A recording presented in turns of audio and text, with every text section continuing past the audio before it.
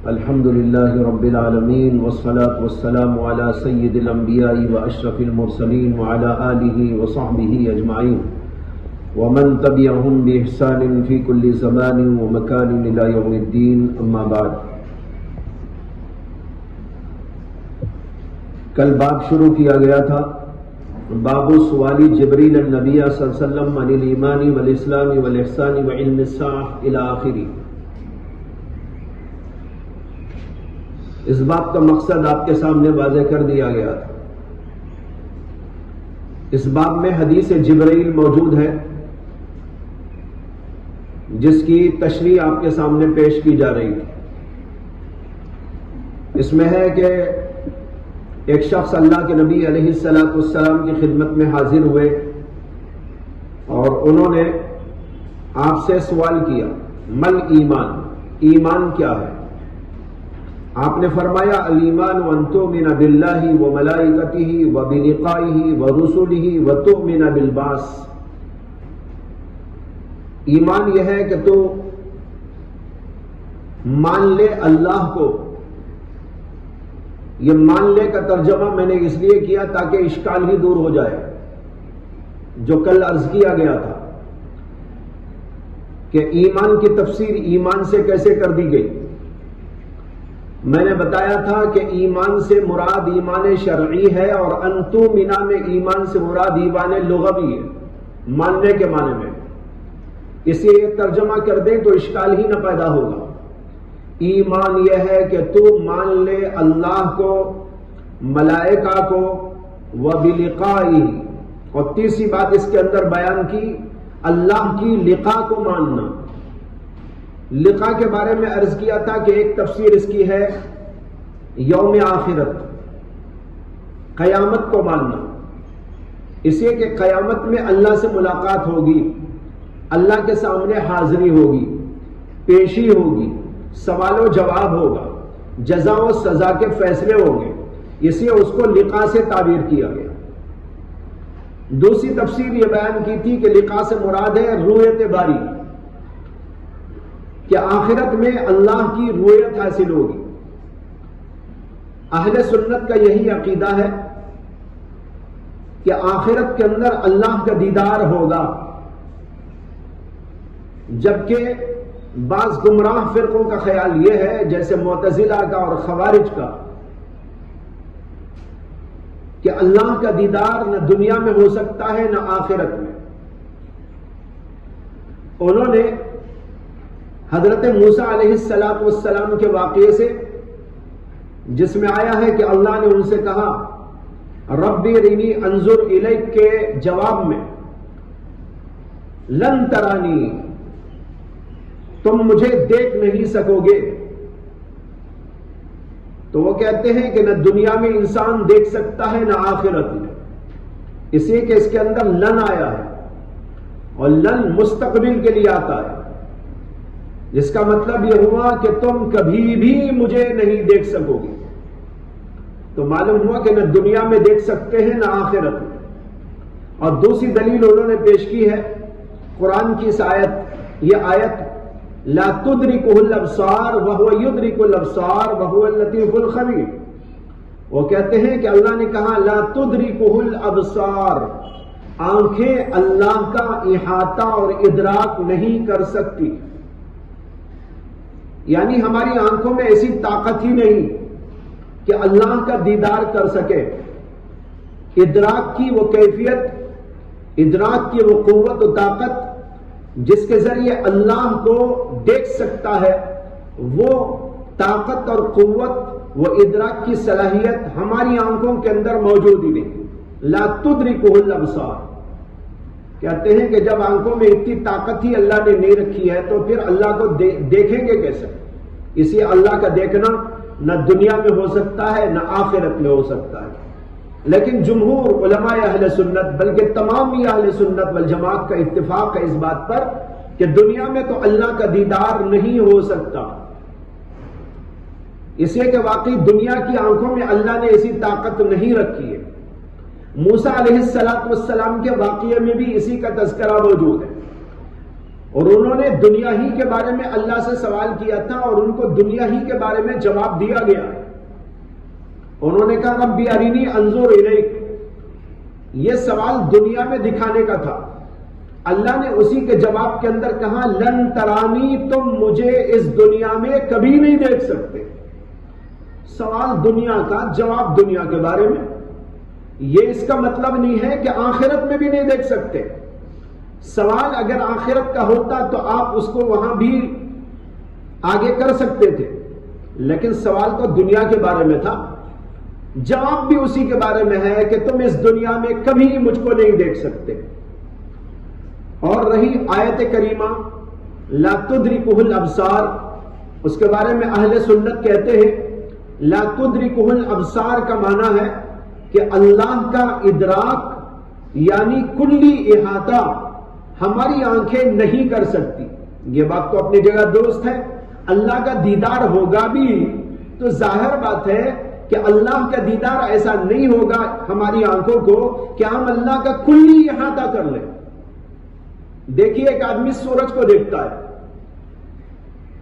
کیا سورج کو پوری طرح دیکھتا ہے؟ ادراک پوری طرح ہوتا ہے؟ دیکھتا تو ہے، سورج نظر تو آتا ہے، لیکن وہ یہ بھی کہہ سکتا ہے کہ میں نے کبھی سورج کو نہیں دیکھا. کیسے دیکھ سکتا ہے انسان سورج کو؟ ہماری آنکھوں میں اتنی طاقت نہیں ہے کہ سورج کو پورے طور پر ہم دیکھیں. 1-2 منٹ بھی ایسا نگاہ ڈالیں گے تو خود بخود ہماری نگاہیں نیچی ہو جائیں گی. اس لیے کہ ہمارے اندر سورج کو بھی پورے طور پر دیکھنے کی طاقت نہیں.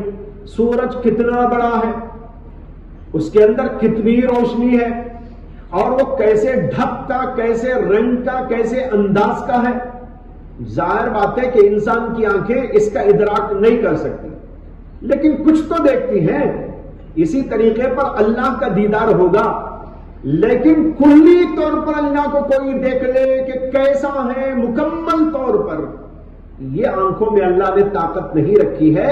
اللہ نے اس کو کہا، اسی لیے یہاں پر یہ نہیں کہا لا تبصرہ الابصار، بلکہ یوں کہا لا تدرکہ الابصار.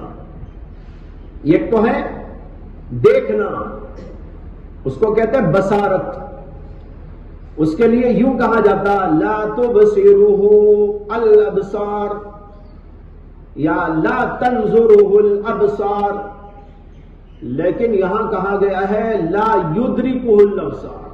اس کا مطلب یہ ہے ادراک نہیں کر سکتے. ادراک کے معنی ہے احاطہ، پورے طور پر. جیسے ابھی میں نے سورج کی مثال دی کہ ہم سورج کو دیکھتے ہیں لیکن ادراک نہیں کر سکتے اس کا، یعنی پورے طور پر اس کا احاطہ نہیں کر سکتے، اس کو پورے طور پر دیکھ نہیں سکتے. اسی طریقے پر اللہ کو دیکھیں گے لیکن ادراک کامل طور پر نہیں ہو سکے گا. یہ ہماری آنکھوں میں اللہ نے طاقت نہیں رکھی ہے. اس سے کہاں ثابت ہوا کہ اللہ کا دیدار ہی نہیں ہوگا؟ ادراک کی نفی ہے، دیدار کی نفی نہیں، بصارت کی نفی نہیں، ادراک اور احاطے کی نفی ہے. اس لیے اس آیت سے استدلال کرنا عدم رؤیت باری کے سلسلے میں یہ غلط ہے. اور ہمارے پاس بہت سارے دلائل ہیں جس سے معلوم ہوتا ہے کہ اللہ تعالیٰ کا دیدار ہوگا قیامت کے دن. قرآن کریم کے اندر بھی اشارے موجود ہیں جس سے معلوم ہوتا ہے کہ اللہ کا دیدار قیامت کے دن ہوگا. ناظرۃ الی ربہا قرآن میں آیا. جنتیوں کے بارے میں، نیک لوگوں کے بارے میں اللہ نے کہا ناظرۃ الی ربہا، وہ اپنے رب کی طرف نظر ڈالنے والے ہوں گے، وہ اپنے رب کو دیکھنے والے ہوں گے. یہاں پر مومن بندوں کی آنکھوں کا ذکر کرتے ہوئے اللہ نے یہ بات کہی ہے کہ ان کی آنکھیں اپنے رب کو دیکھیں گی. خود قرآن یہ بھی کہہ رہا ہے ناظرۃ الی ربہا، اللہ کی طرف وہ دیکھنے والی آنکھیں ہوں گی. تو پھر یہ کہنا کہ اللہ کا دیدار نہیں ہوگا صریح طور پر قرآن کریم کی مخالفت ہے. اسی طرح حدیثوں میں آتا ہے، اور حدیثیں بڑی کثرت کے ساتھ اس میں وارد ہیں کہ اللہ کا دیدار ہوگا قیامت کے دن. قرآن کریم کے اندر ایک جگہ پر ارشاد ہے للذین احسنوا الحسنى وزیادہ. جو لوگ اچھے کام کرنے والے ہیں ان کے لیے قیامت کے دن حسنہ یعنی جنت ہے، وہ زیادہ اور کچھ زیادتی بھی ہے. اس کے اندر ہے للذین احسنوا، نیک کام کرنے والوں کے لیے حسنہ ہے یعنی جنت ہے، اور اس کے ساتھ زیادتی بھی ہے. حدیث میں اس کی تفسیر وارد ہوئی. نبی اکرم صلی اللہ علیہ وسلم نے زیادہ کی تفسیر کے اندر فرمایا کہ جب جنتی لوگ جنت میں چلے جائیں گے اور ان کو تمام قسم کی نعمتوں سے متمتع و مالا مال کر دیا جائے گا تو پھر اللہ تعالیٰ ان سے پوچھیں گے کہ تمہیں اور کچھ چاہیے تو بتاؤ. جنتی کہیں گے کہ اور کیا چاہیں گے ہم؟ وہ مل رہا ہے مالا عین رأت ولا اذن سمعت ولا خطر علی قلب بشر. نہ آنکھوں نے دیکھا تھا، نہ کانوں نے سنا تھا، نہ کبھی دل کے اوپر ایسا وسوسہ اور خطرہ ہی گزرا تھا. ایسی ایسی نعمتیں یہاں پر ہیں، ہم تو کبھی ایک چاہ بھی نہیں سکتے تھے اگر ہمارے پاس ہمارے پاس تو ایسی عقل بھی نہ تھی کہ ہم یہ چاہتے، لیکن وہ سب کچھ ہم کو مل گیا تو اے اللہ ہم اور کیا چاہیں؟ اللہ تعالیٰ کہیں گے کہ واقعی تم تو نہیں چاہ سکتے. اسے کہ انسان جو چاہتا ہے نا وہ تو اپنی محدود عقل ہی سے چاہتا ہے. بچے سے آپ پوچھے کیا چاہیے، وہ کہے گا چاکلیٹ. اور کیا چاہیے اسے؟ بلی کو پوچھے تو وہ کہے گی چھچڑے. کہتے ہیں نا بلی کے خواب میں چھچڑے، بچے کے خواب میں چاکلیٹ. اور پھر جب انسان بڑا ہوتا ہے تو اسی کے لحاظ سے کچھ باتیں اس کے ذہن میں آتی، یہ چاہیے وہ چاہیے. وہ بھی اپنے مزاج کے اعتبار سے، اپنے حالات کے اعتبار سے اور اپنی عقل کے اعتبار سے وہ سمجھتا ہے کہ یہ چاہیے وہ چاہیے. لیکن جہاں تک اس کی عقل کی رسائی یا حواس کی رسائی نہیں، وہ چاہے گا کیسا؟ لیکن اللہ جنت میں اسے وہ سب کچھ عطا کریں گے جہاں تک اس کی عقل بھی نہ پہنچی ہوگی، جہاں تک اس کے حواس بھی رسائی نہ پائے ہو. لوگ کہیں گے کہ اللہ ہم کیا چاہیں، ہمیں تو سب کچھ مل گیا.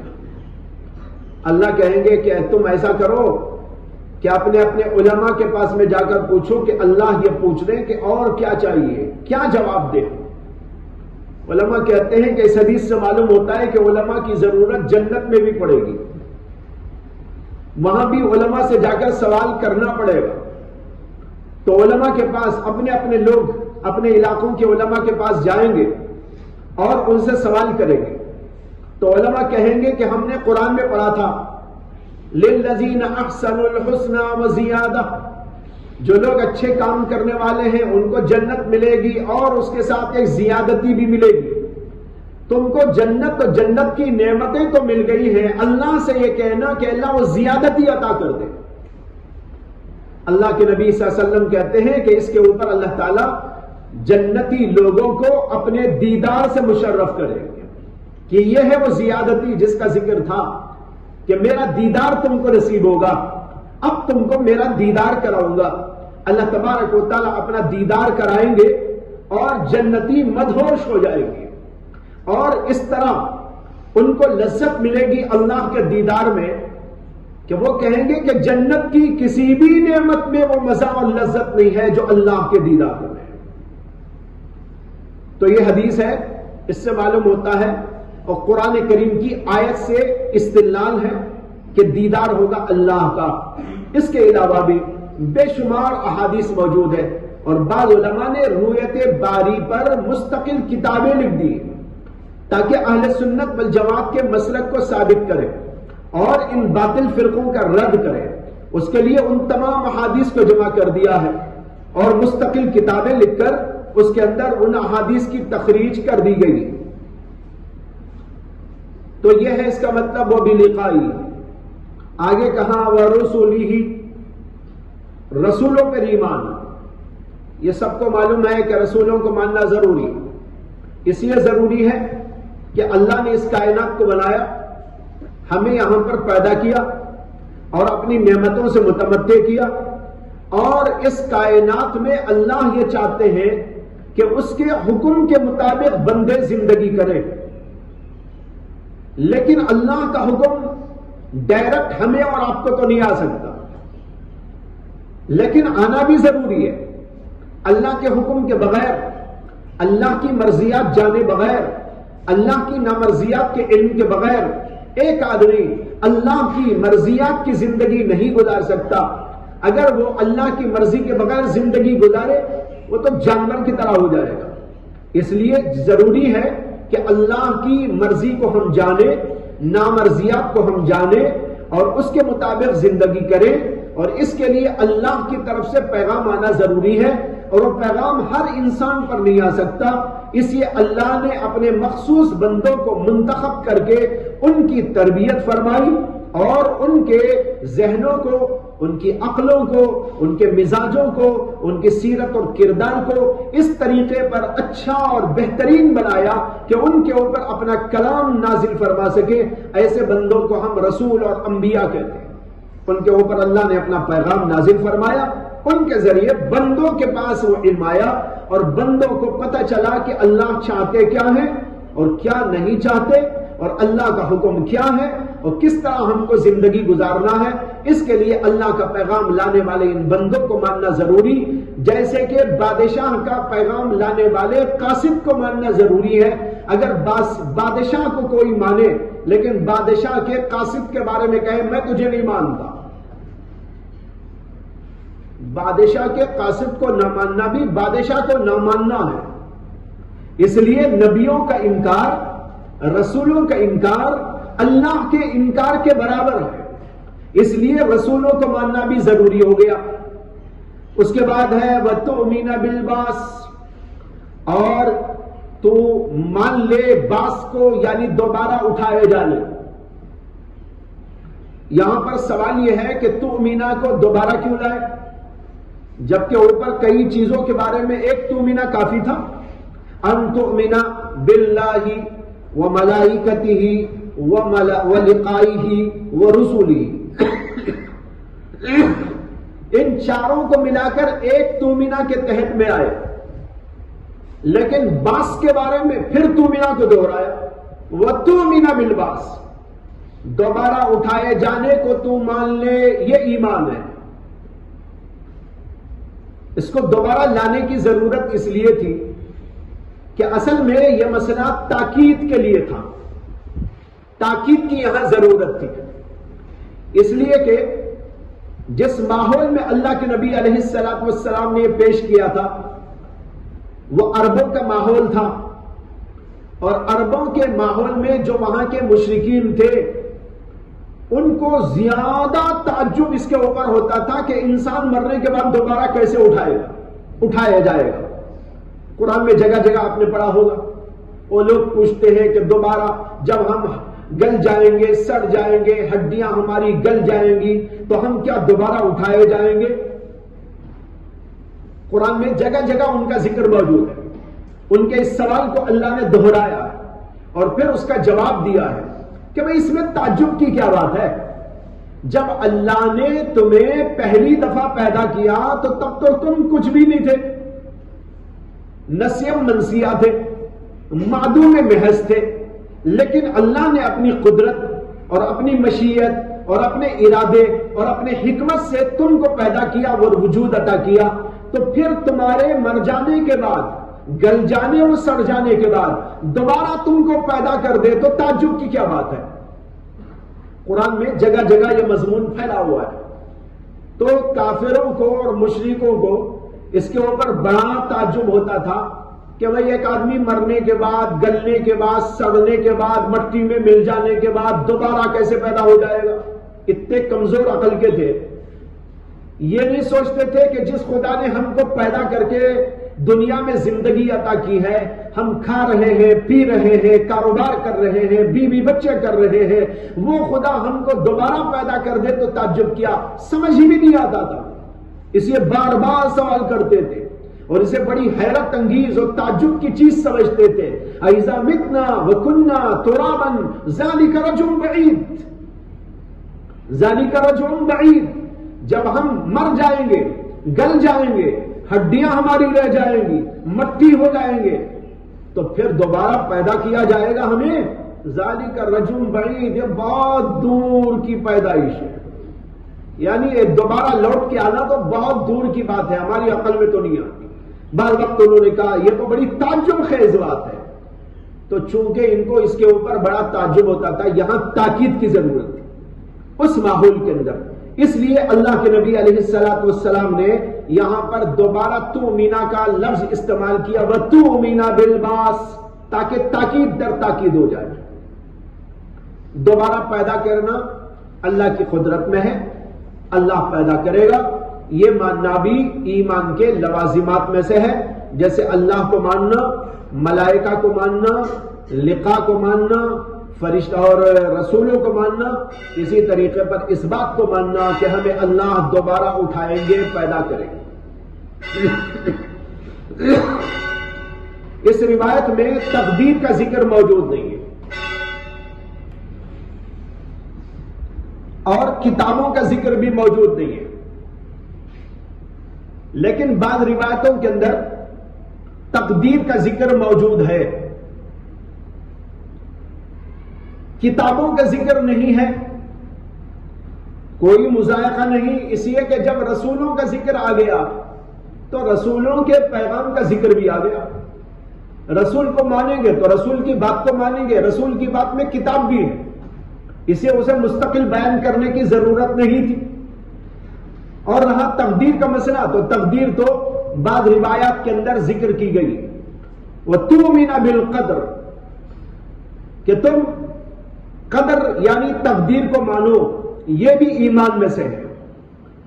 تقدیر کیا ہے؟ تقدیر اللہ کے علم کو کہتے ہیں۔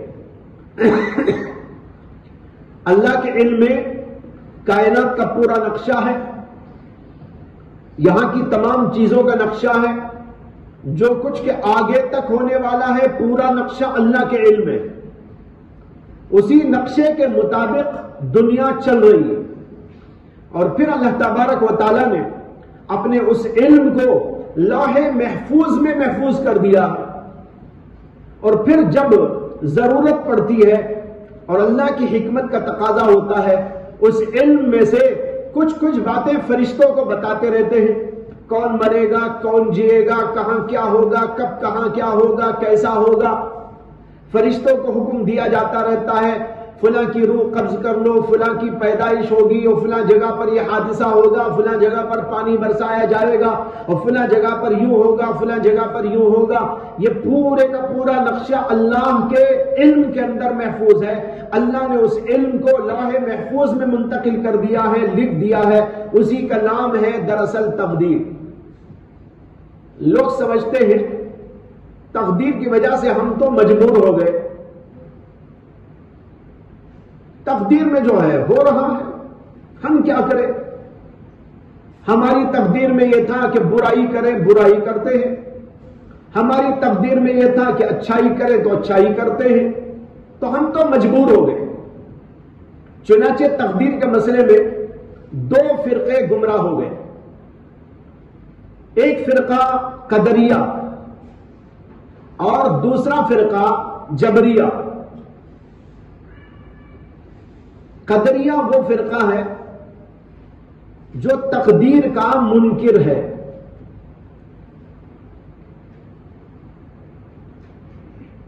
اصل میں اس کا نام ہونا چاہیے تھا ناقدریہ، لیکن اس کا نام پڑ گیا قدریہ، اسے کہ تو تقدیر کو مانتا نہیں ہے نا، تو قدریہ کہاں ہوا؟ یہ قدریہ تو وہ ہونا چاہیے جو تقدیر کو مانتا ہو، تو یہ تقدیر کو نہیں مانتا، لیکن نام پڑ گیا قدریہ۔ تو یہ فرقہ یہ کہتا ہے کہ انسان جو کچھ بھی کرتا ہے وہ اپنے اختیار سے کرتا ہے، تقدیر کا اس میں کچھ بھی عمل دخل نہیں۔ لیکن ایک بات یہاں یاد رکھیں کہ قدریہ مطلقاً تقدیر کے منکر نہیں ہے، بلکہ وہ انسان کے اعمال کے بارے میں تقدیر کے منکر ہیں۔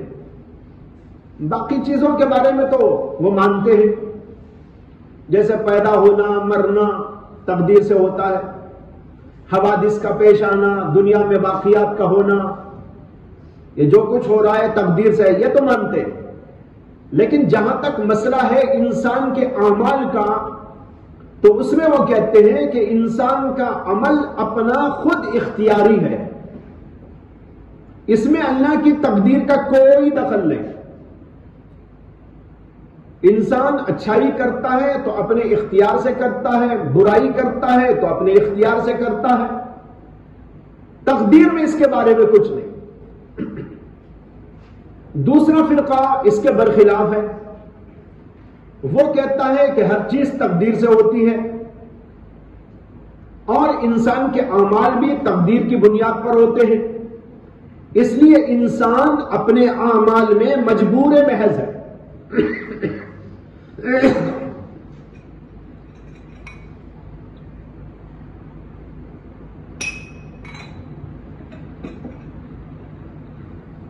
انسان نماز پڑھ رہا ہے چونکہ تقدیر میں لکھا ہوا ہے، خود بخود پڑھ رہا ہے۔ کوئی برائی کر رہا ہے تو خود بخود وہ برائی میں لگ گیا ہے، اس کے عمل کو، اس کے اختیار کو، اس کے اندر کچھ بھی دخل نہیں، یعنی قدرتی طور پر وہ عمل اس سے سرزد ہو جا رہا ہے۔ یہ دو فرقے ہیں، ان کا نام ہے، اس فرقے کا نام ہے جبریہ، پہلے فرقے کا نام ہے قدریہ۔ قدریہ فرقہ یہ کہتا ہے کہ اعمال میں انسان مختار کل ہے، جبریہ فرقہ یہ کہتا ہے کہ انسان اپنے اعمال کے اندر مجبور محض ہے۔ تیسرا اہل سنت والجماعت کا عقیدہ اور مسلک ہے، وہ کہتے ہیں نہ تو قدریہ کی طرح انسان مختار کل ہے، نہ جبریہ کی طرح انسان مجبور محض ہے، بلکہ مختار بھی ہے، کچھ مجبور بھی ہے۔ تقدیر کے فیصلوں سے وہ کچھ مجبور بھی ہے، لیکن اسی کے ساتھ اللہ نے اسے اختیار بھی دیا ہے، اسی اختیار سے انسان عمل کرتا ہے، اچھا بھی اور برا، اور اسی لیے اس کے لیے جزا و سزا کے فیصلے۔ یہ تیسرا مسلک ہے اہل سنت کا، یہ اہل سنت کا مسلک اہل حق کا مسلک ہے، اور اسی کو اختیار کرنا چاہیے۔ قدریہ کا خیال یہ ہے کہ اگر انسان مجبور ہوتا تقدیر کی وجہ سے تو پھر اللہ اسے جزا و سزا کیوں دیتے؟ لیکن قرآن و حدیث کے دلائل بالکل کثرت کے ساتھ موجود ہے کہ انسان اچھائی کرے گا، اللہ اسے اچھائی دیں گے، ثواب عطا کریں گے، اجر سے نوازیں گے، جنت عطا فرمائیں گے، اور برائی کرے گا تو اس کی برائی کا اسے بدلہ دیا جائے گا، سخت ترین سزا دی جائے گی، جہنم رسید کیا جائے گا، دنیا کے اندر بھی عذاب کی شکلیں پیدا ہو سکتی ہیں۔ جب یہ سب کچھ قرآن و حدیث کے اندر بیان کیا گیا ہے تو معلوم ہوتا ہے کہ انسان مختار ہے، مجبور نہیں۔ یہاں تک تو ان کی بات بالکل صحیح ہے، یہاں تک تو ان کی بات بالکل صحیح ہے، لیکن ان کی یہ بات کہ تقدیر سے کوئی بھی تعلق انسان کے اعمال کو نہیں، یہ بات غلط ہے۔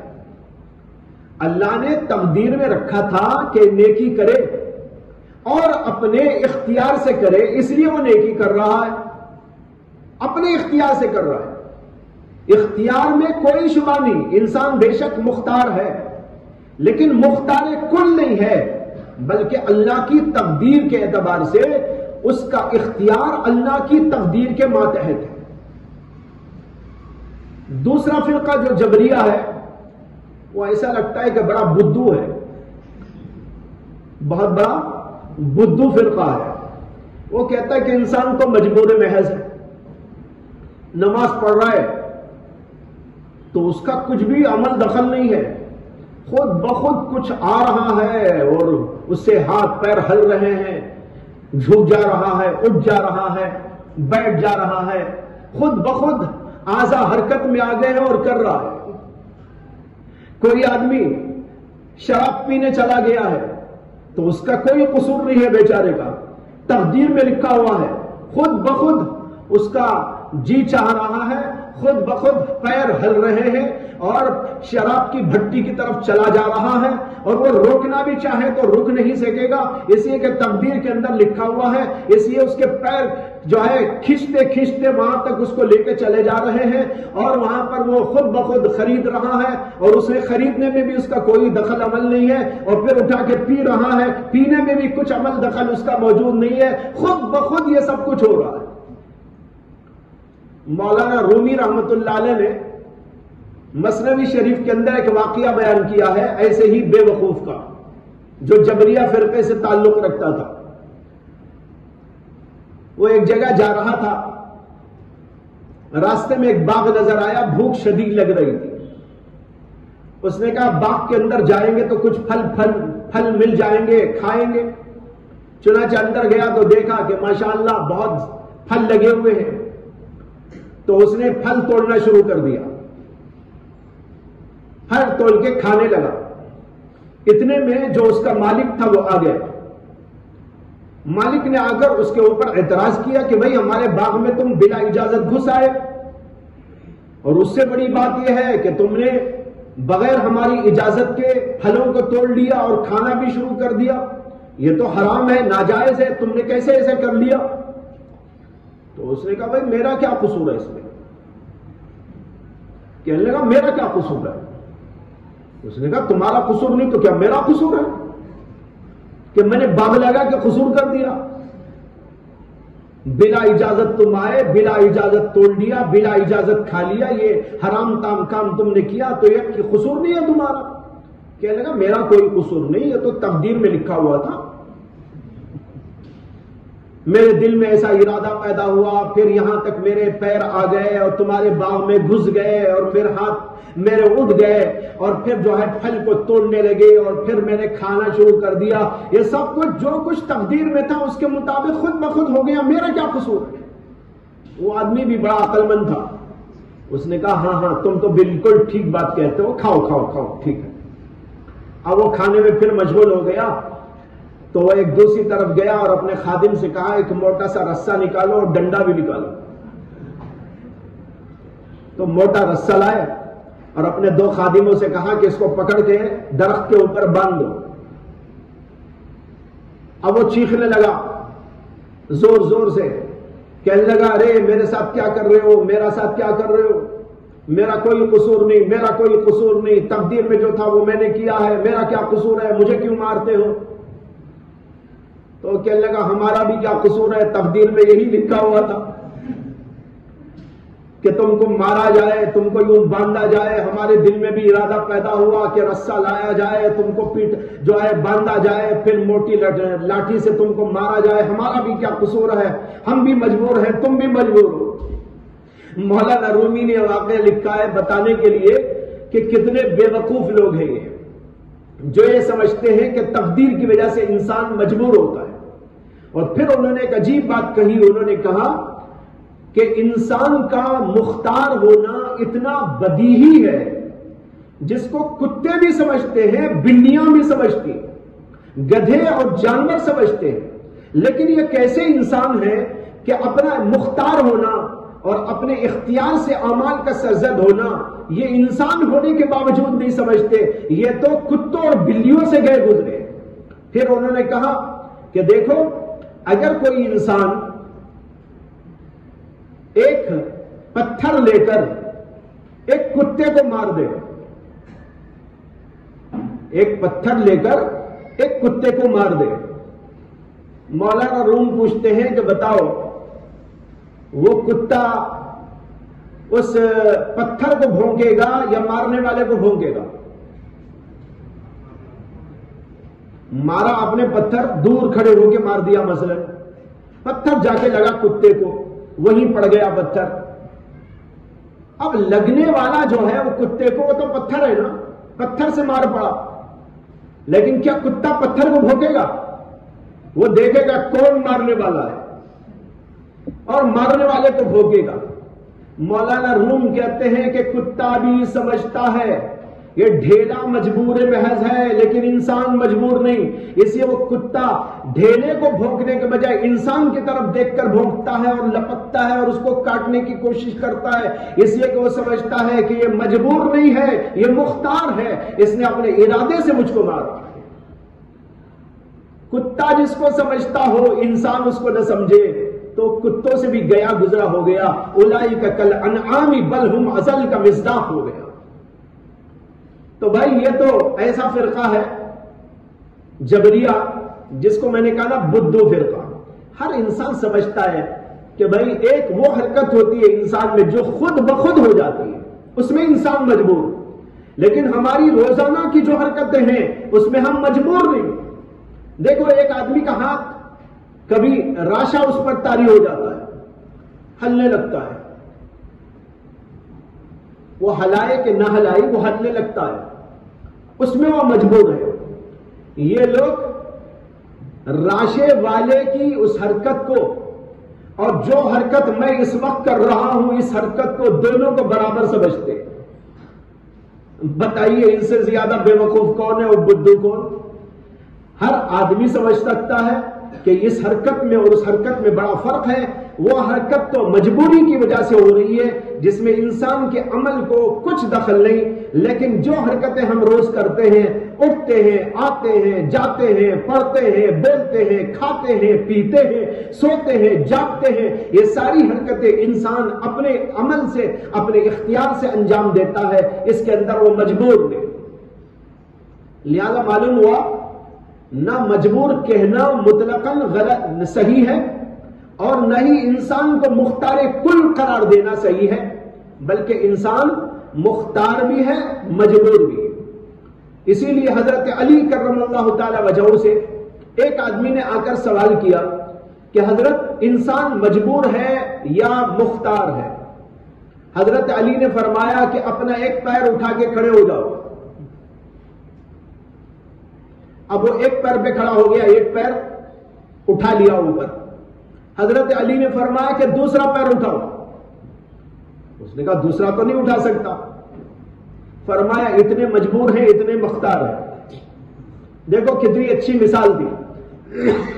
مجبور بھی ہے انسان لیکن مختار بھی ہے انسان، کرنے کا اللہ نے اسے اختیار و پاور دیا۔ ہر چیز میں وہ مختار نہیں ہے، ہر چیز کے اندر وہ مجبور نہیں ہے۔ کچھ چیزوں میں اللہ نے اس کو اختیار دیا ہے، جن چیزوں میں اللہ نے اس کو اختیار دیا ہے ان چیزوں کو اپنے اختیار سے انجام دیتا ہے، لیکن اس کا اختیار بھی اللہ کی تقدیر کے ماتحت ہوتا ہے۔ یہاں عام طور پر جو شبہ ہوتا ہے اور بڑے بڑوں کو ہوتا ہے، پڑھے لکھوں کو بھی ہوتا ہے، وہ یہ ہے کہ بہرحال کچھ بھی ہو تو ہم تقدیر کے ماتحت تو ہو گئے، جب تقدیر کے ماتحت ہو گئے تو مجبور ہو گئے۔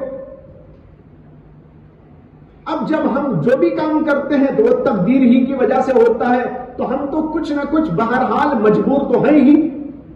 یہ عام طور پر شبہ ہوتا ہے، لیکن یہ شبہ اس لیے ہوتا ہے کہ ہم نے تقدیر کو اور مجبوری کو ہم معنی سمجھ لیا ہے۔ تقدیر کے معنی ہی ہم نے مجبوری سمجھ لیے، اس لیے یہ اشکال پیدا ہوا۔ لیکن میں آپ کے سامنے واضح کروں کہ تقدیر کسی مجبوری کا نام نہیں ہے، یا یوں سمجھ لیجئے کہ تقدیر کے لیے مجبوری لازم نہیں ہے۔ سوال یہ ہے کہ اللہ اپنے بارے میں جو کچھ جانتے ہیں، ہمارے بارے میں تو اللہ جانتے ہی ہے نا، یہ نماز پڑھے گا، یہ روزہ رکھے گا، وہ شراب پیے گا، وہ زنا کرے گا، وہ چوری کرے گا، وہ ڈاکہ ڈالے گا، یہ پڑھے گا، یہ لکھے گا، وہ کام کرے گا۔ اللہ ہمارے بارے میں تو جانتے ہی ہیں، یہ تو سب کو معلوم۔ سوال یہ ہے اللہ اپنے بارے میں جانتے ہیں کہ نہیں جانتے؟ اللہ خود کیا کیا کرنے والے ہیں اللہ کو معلوم ہے کہ نہیں ہے، یا نہیں معلوم؟ ارے ہمارے بارے میں اللہ جانتے تو اپنے بارے میں نہیں جانے، ایسا کیسا ہو سکتا ہے؟ تو اللہ تو اپنے بارے میں بھی جانتے ہیں۔ میں فلاں تاریخ کو فلاں آدمی کو پیدا کروں گا، میں فلاں تاریخ کو فلاں آدمی کو موت کے گھاٹ اتاروں گا، میں فلاں جگہ پر ایسا کروں گا، فلاں جگہ پر ایسا کروں گا۔ اللہ کو یہ علم ہے نا۔ اب سوال یہ ہے کہ اللہ اس کام کے کرنے میں مجبور ہے یا مختار ہے؟ بتائیے۔ اگر آپ کہتے ہیں کہ اللہ چونکہ جانتا ہے کہ میں ایسا کروں گا، اس کے خلاف نہیں کر سکتا، وہی کرے گا، تو اللہ بھی مجبور ہو گیا۔ تو ہم کہیں گے اللہ کی تقدیر سے خود اللہ بھی مجبور، اور یہ بات باطل ہے۔ اب یہاں یہی کہیں گے کہ نہیں، اللہ اپنے بارے میں جاننے کے باوجود بھی کہ میں ایسا اور ایسا کروں گا، اللہ مختار ہے، چاہے تو کر سکتے ہیں، چاہے تو نہیں کر سکتے۔ اسی طریقے پر جب اللہ ہمارے بارے میں جانتے ہیں تو اس کا مطلب یہ نہیں کہ ہم مجبور ہیں۔ جیسے اللہ اپنے بارے میں جانتے ہیں، اس کے باوجود اللہ کو آپ مجبور نہیں مان سکتے، اسی طرح اللہ ہمارے بارے میں جانتے ہیں تو بھی ہم اپنے آپ کو مجبور کیوں سمجھے؟ اللہ اپنے بارے میں جاننے کے باوجود مختار ہے اپنے کاموں میں، اسی طرح اللہ ہمارے بارے میں جانتے ہیں تو بھی ہم مجبور نہیں ہیں، اپنے کاموں میں ہم مختار ہیں۔ سمجھ میں آئی نا بات؟ یہ مثال یاد رہے گی تو سمجھنے میں آسانی ہو جائے گی کہ اللہ جب اپنے بارے میں جانتے ہیں وہاں مجبور نہیں، اللہ مختار۔ اسی طرح ہمارے بارے میں اگر اللہ جانتے ہیں فلاں آدمی فلاں کام کرے گا، کرے گا کا مطلب ہے اپنے اختیار سے کرے گا، تھوڑا ہی تقدیر اسے مجبور کر رہی ہے، مجبور کچھ نہیں کر رہی ہے، اللہ نے اسے اختیار دیا ہے۔ تقدیر کا حاصل اصل میں یہ ہے جو کچھ ہونے جا رہا ہے اللہ اس کو جانتے۔ اللہ جاہل کیسے ہو سکتے بھائی؟ جو ہونے جا رہا ہے اللہ اسے نہ جانے کیسے ہو سکتا ہے؟ اس کی کائنات میں کون کیا کر رہا ہے، کیا کرے گا، کیسا ہو رہا ہے، کیسا نہیں ہو رہا ہے، وہ سب اللہ پہلے ہی سے جانتے ہیں۔ اللہ کے جاننے سے کوئی چیز مجبور نہیں ہو جاتی، اللہ جانتے ہیں ایسا ہوگا، ایسا ہوگا، ایسا ہوگا، ایسا ہوگا، فلاں یہ کرے گا، فلاں یہ کرے گا۔ اس کے جاننے سے کوئی جبر انسان کے اوپر طاری نہیں ہوتا۔ بہرحال اہل سنت کا مسلک یہ ہے جو ان دونوں مسلکوں کے درمیان میں ہے کہ ایک درجے میں مجبوری ہے، ایک درجے کے اندر اختیار اس کو انسان کو حاصل ہے۔ اسی اختیار کی وجہ سے انسان کو اللہ تبارک و تعالی سزا بھی دیتے ہیں، جزا بھی دیتے ہیں کہ تو نے اپنے اختیار سے یہ اچھائی کی، لے جزا، اور تو نے اپنے اختیار سے یہ برائی کی، اس لیے تیرے اوپر ہے یہ سزا۔ یہ سزا و جزا کے فیصلے انسان کے اپنے اختیار کی وجہ سے ہوتے ہیں۔ علماء نے یہاں پر ایک بات کہی، وہ یہ کہ ایک ہے انسان کا کسب، انسان کا کسب، اور ایک ہے انسان کا، اور ایک ہے خلق۔ عمل کا خلق اللہ کرتے ہیں، کسب انسان کرتا ہے۔ جب انسان کوئی کام کرنا چاہتا ہے نا تو اس کی تخلیق اللہ اپنی قدرت سے کرتے ہیں۔ ہم نماز پڑھنا چاہتے ہیں تو نماز کی تخلیق اللہ کرتے ہیں، ہمیں وہ پاور دیتے ہیں کہ ہم ایسا کریں، اللہ کی تخلیق ہے وہ۔ اور انسان کا عمل جو ہے وہ اس کا کسب ہے، یعنی اس کی محنت ہے، وہ انسان اپنے اختیار سے اس کو انجام دیتا ہے۔ تو خلق اللہ کی طرف سے ہوتا ہے اعمال کا، واللہ خلقکم وما تعملون، قرآن کہتا ہے واللہ خلقکم وما تعملون، جو کچھ کہ تم عمل کرتے ہو اس کو بھی اور تم کو بھی اللہ نے پیدا کیا ہے۔ اب دیکھیے اس کے اندر صاف ہے واللہ خلقکم، اللہ نے تم کو پیدا کیا، وما تعملون، جو تم عمل کرتے ہو وہ بھی اللہ نے خلق کیا ہے، اللہ ہی اس کو پیدا کرتا ہے۔ لیکن اللہ پیدا کرتا ہے لیکن کسب انسان کا ہوتا ہے اپنے اختیار سے، اس لیے اس کے اوپر اسے پوچھ ہوتی ہے۔ میں نے حضرت اب شاہ ورد الحق صاحب نور اللہ مرقدہ سے اس کی ایک عجیب مثال سنی۔ حضرت تو واقعی مثالوں کے بادشاہ تھے، بڑی بڑی باتوں کو چھوٹی چھوٹی مثالوں سے سمجھا دیتے۔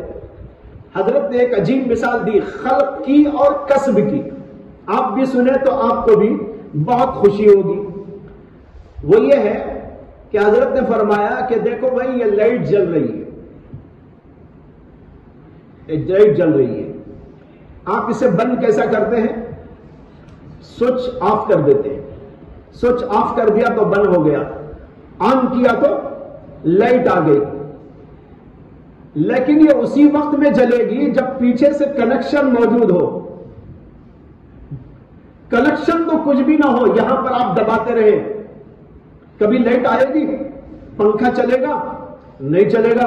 پیچھے سے کنیکشن پاور ہاؤس سے ہونا چاہیے، پاور ہاؤس سے جو ہے اس لائٹ کا کنیکشن ہوگا اور یہاں پر آ کر اس کا سوئچ لگایا جائے گا، وہ پاور سے تعلق اس سوئچ کا بھی ہوگا، اور جب یہ سوئچ آن کریں گے تو لائٹ جلنا شروع ہو جائے گی، جب ہم بند کریں گے تو بند ہو جائے گی، لیکن پاور پیچھے سے موجود ہے۔ حضرت نے فرمایا کہ اسی طریقے پر خلق کی مثال اس پاور کی سمجھو جو پیچھے سے آ رہا ہے، اور کسب کی مثال ایسا سمجھو جیسے کہ آپ آف اور آن کر رہے ہیں۔ اس طرح انسان جب نماز پڑھتا ہے یا کچھ اچھا اور برا کرتا ہے، وہ برا کرنا اچھا کرنا ایسا جیسے سوئچ آن کرنا آف کرنا، اس میں اس کا دخل عمل ہے نہیں ہے نا؟ وہاں تک تو اس کا عمل دخل ہے، لیکن پیچھے سے کچھ تعلق نہ ہو تو بھی کام نہیں چلتا۔ اسی طرح پیچھے سے تقدیر کا تعلق نہ ہو تو بھی انسان کچھ نہیں کر سکتا۔ تعلق ہے اس کا اس پاور ہاؤس سے، یعنی اللہ کے علم سے، وہیں سے وہ آ رہا ہے، لیکن یہ آنے کے بعد یہاں آپ کو کچھ کرنا پڑتا ہے۔ جب آپ یہ کریں گے، سوچ آن کریں گے لائٹ آن ہو جائے گی، بند کریں گے تو وہ بند ہو جائے گی۔ اسی طرح وہاں سے وہ پاور آتا ہے آپ کے اندر، وہ قدرت اللہ نے رکھی ہے، اس کے ذریعے آپ پھر یہاں اپنے عمل کو اختیار کرتے ہیں، اپنی قدرت کو استعمال کرتے ہیں، تو عمل اور اس قدرت کے نتیجے میں آپ کا عمل سرزد ہوتا ہے اور اس کے اوپر اللہ جزا و سزا کے فیصلے دیتے ہیں۔ کتنی پیاری اور بہترین اور آسان سی مثال ہے، اس کو سمجھ سکتے ہیں۔ خلق اوپر سے ہوتا ہے، کسب انسان کی طرف سے ہوتا ہے۔ کسب کی مثال ایسی ہے جیسے کہ سوئچ کا آن کرنا اور آف کرنا۔ ایسی اور بہت ساری مثالیں سوچے تو آپ کو سمجھ میں آتی رہیں گی۔ اس کے بعد پھر سوال کیا انہوں نے۔ بعض روایتوں میں یہاں پر آیا ہے کہ جب نبی اکرم صلی اللہ علیہ وسلم نے جواب دیا تو آنے والا شخص کہنے لگا صدقتا، ہاں آپ نے ٹھیک کہا۔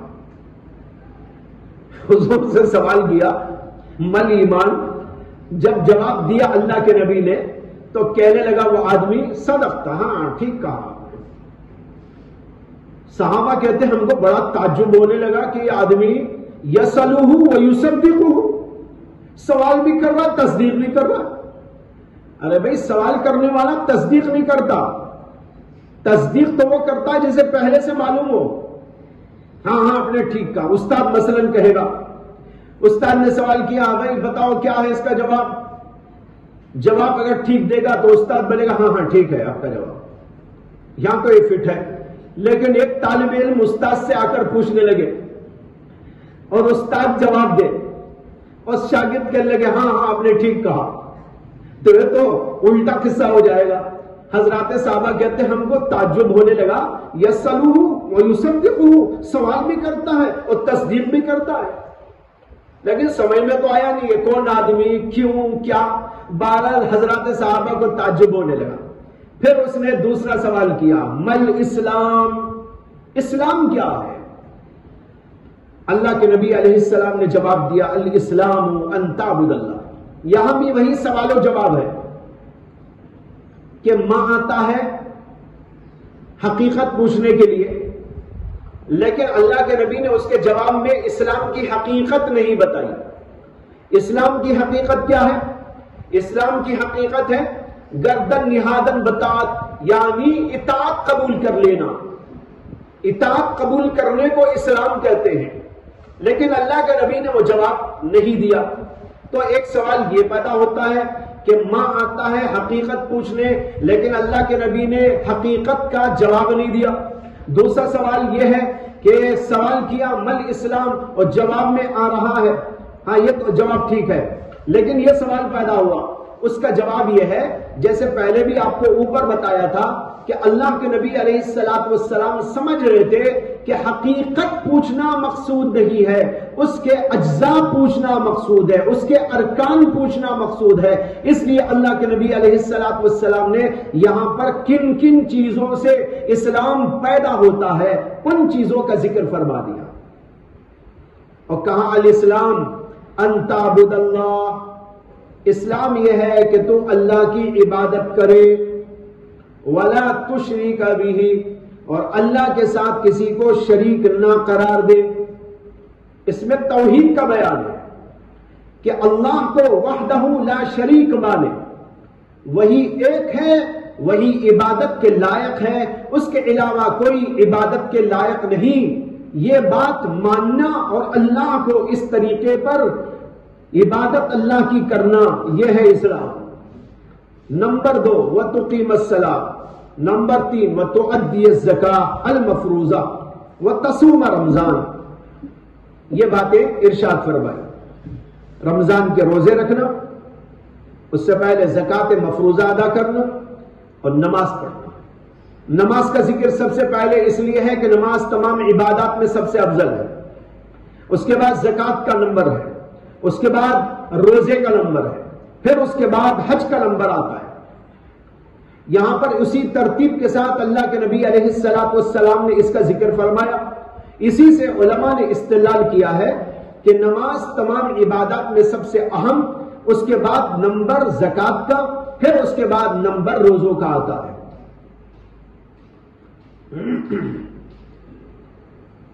یہاں پر ایک سوال یہ ہے کہ اس کے اندر حج کا ذکر کیوں نہیں؟ حالانکہ وہ بھی تو ایک اہم عبادت ہے۔ جب اللہ کے نبی نے نماز کا ذکر کیا، زکات کا ذکر کیا، روزوں کا ذکر کیا، تو حج کا ذکر کیوں نہیں؟ جواب اس کا یہ ہے کہ بخاری کی اس روایت میں تو حج کا ذکر نہیں ہے، لیکن بعض روایتوں کے اندر حج کا ذکر موجود ہے۔ راویوں میں سے کسی راوی نے اس کو یہاں چھوڑ دیا ہے، یہ راویوں کے تصرفات میں سے، اس لیے حج کا ذکر بھی روایت میں موجود ہے۔ اس لیے یہ نہیں سوال ہوگا کہ کیوں اللہ کے نبی نے ذکر نہیں کیا، اللہ کے نبی نے تو ذکر کیا ہے، راوی نے چھوڑ دیا۔ بعض علماء نے یہ جواب اس سوال کا دیا ہے کہ جس زمانے میں یہ سوال و جواب ہوا ہے اس زمانے تک حج فرض نہیں ہوا تھا، اس زمانے تک حج فرض نہیں ہوا تھا، اس لیے اللہ کے نبی علیہ السلام نے اس کا ذکر نہیں کیا، کیونکہ حج کی فرضیت تو آخری دور میں ہوئی۔ جیسے کہ آپ جانتے ہیں کہ حج کی فرضیت 8 سن ہجری میں ہوئی، 8 سن ہجری میں، اور ظاہر بات ہے اس کے بعد تقریباً 1-1.5 سال اللہ کے نبی علیہ السلام زندہ رہے ہیں، اور آپ نے اس کے بعد ایک حج کیا ہے۔ جس سال حج کی فرضیت ہوئی اس سال اللہ کے نبی علیہ السلام حج کے لیے نہیں گئے تھے، آپ نے حضرت ابو بکر صدیق کو امیر الحج بنا کر بھیج دیا تھا، اور پھر اس کے بعد جو سال آیا تو اس کے اندر اللہ کے نبی علیہ السلام نے حج فرمایا۔ تو حج کے بعد اللہ کے نبی علیہ السلام چندی مہینوں کے بعد انتقال کر گئے تھے، یہ اللہ کے نبی کا حجۃ الوداع کہلاتا ہے۔ تو بتانا یہ ہے کہ بالکل آخری دور کے اندر حج کی فرضیت ہوئی۔ ہو سکتا ہے کہ جس زمانے میں جبریل امین آئے تھے اور انہوں نے سوال و جواب کیا تھا اس وقت تک حج کی فرضیت نہ ہوئی ہو، لیکن بعض لوگوں نے اس کے اوپر اشکال کیا ہے۔ انہوں نے کہا کہ جبریل امین علیہ السلام کا آنا یہ بھی آخری دور میں ہوا ہے، اور امام قرطبی نے اس بات کی تصریح کی ہے بعض روایات کی بنیاد پر کہ جبریل امین علیہ السلام کی یہ تشریف آوری حج کی فرضیت کے بعد ہی ہوئی ہے۔ بعضوں نے تو یہ تک کہا ہے کہ حجۃ الوداع کے بعد میں ہوئی ہے۔ تو اس صورت میں سوال پیدا ہوگا، اور اس کا جواب وہی ہے جو میں پہلے دے چکا ہوں کہ اصل یہ ہے کہ اللہ کے نبی علیہ السلام نے یہاں پر حج کا بھی ذکر کیا ہے، بعض روایتوں کے اندر اس کی تصریح موجود ہے، اور بعض راویوں نے یہاں پر چھوڑ دیا ہے، اس لیے سوال پیدا ہوا لیکن جب روایتوں میں موجود ہے تو سوال بھی ختم ہو جاتا ہے.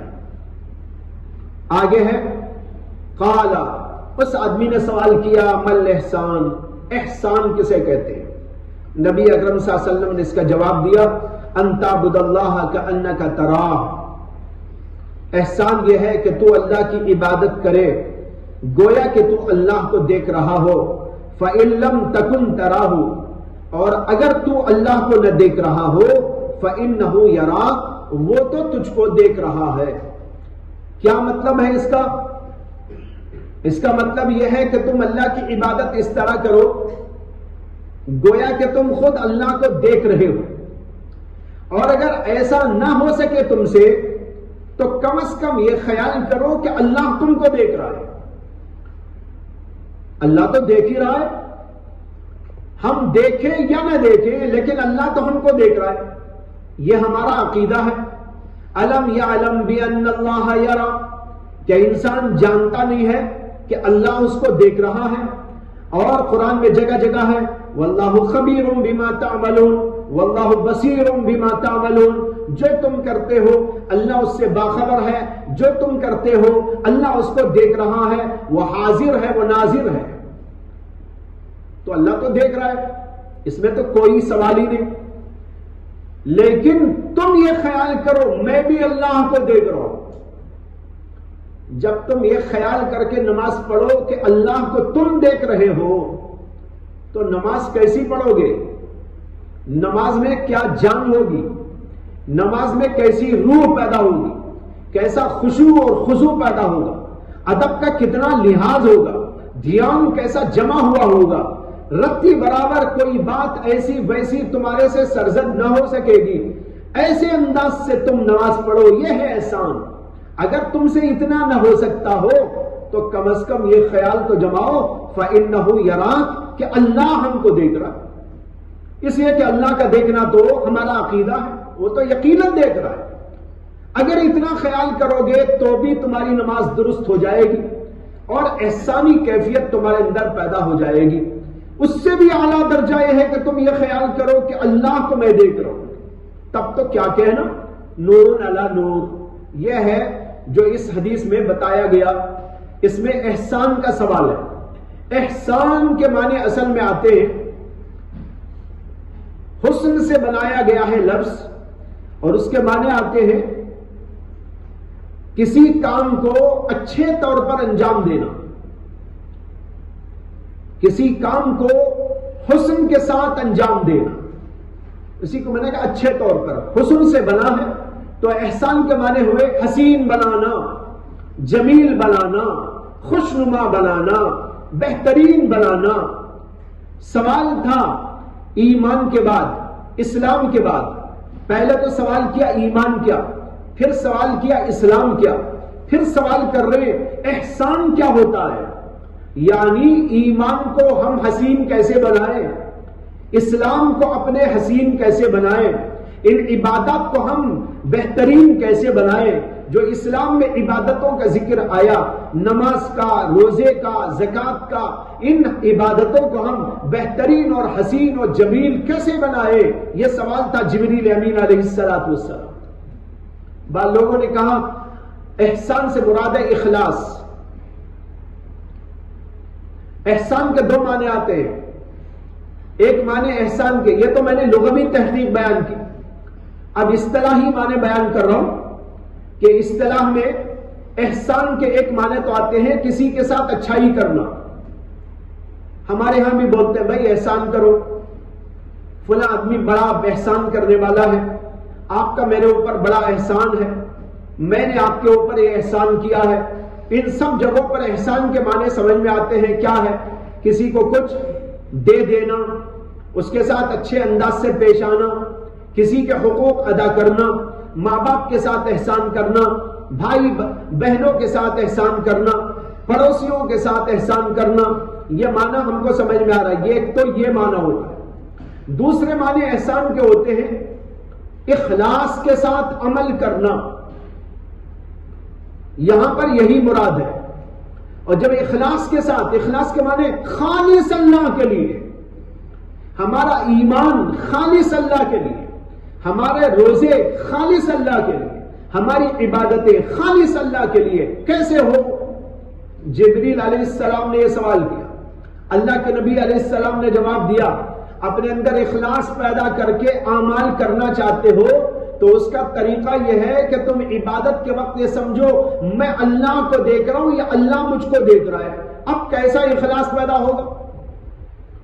تیسرے معنی احسان کے ہوئے نیکیوں کو حسین و جمیل اور بہتر سے بہتر بنانا، یہ معنی بھی یہاں ہو سکتے ہیں، اخلاص کے معنی بھی ہو سکتے ہیں اور اس کے معنی عبادتوں کو حسین و جمیل بنانا، یہ بھی اس کا معنی ہو سکتا ہے۔ ان دونوں کا جواب ایک ہی ہے، اپنے اندر اخلاص پیدا کرنا چاہتے ہو یا اپنے اعمال کے اندر حسن و جمال پیدا کرنا چاہتے ہو تو اس کا طریقہ یہ ہے کہ تم عبادت کے وقت میں تصور جماؤ کہ میں اللہ کو دیکھ رہا ہوں، میں اس کے سامنے کھڑا ہوں، میں اس کو دیکھ رہا ہوں۔ اب جناب کیسی عبادت ہوگی، کیا خشوع ہوگا، کیا اخلاص ہوگا، کیا ادب ہوگا، کیا لحاظ ہوگا، یہ اس وقت پیدا ہو جائے۔ اور اگر اتنا تم کرنے سے قاصر ہو تو پھر اتنا خیال کر لو فَإِنَّهُ يَرَاكَ، وہ مجھ کو دیکھ رہا ہے، تب بھی یہ بات پیدا ہو جائے گی۔ یہ دو باتیں اللہ کے نبی علیہ السلام نے ارشاد فرمائی، لیکن اس جملے کی تفسیر میں تھوڑی سی تفصیل ہے، اس کو میں انشاءاللہ کل عرض کروں گا، اور اس کے اندر علماء کی دو رائے ہیں، اور اس کے اندر فَإِن لَمْ تَكُن تَرَاهُ جو لفظ آیا ہے اس کی تفسیر کے اندر اختلاف کی وجہ سے اس جملے کی تفسیر میں علماء کی دو رائے ہیں، اس کو انشاءاللہ کل عرض کیا جائے گا۔ وآخر دعوانا الحمدللہ۔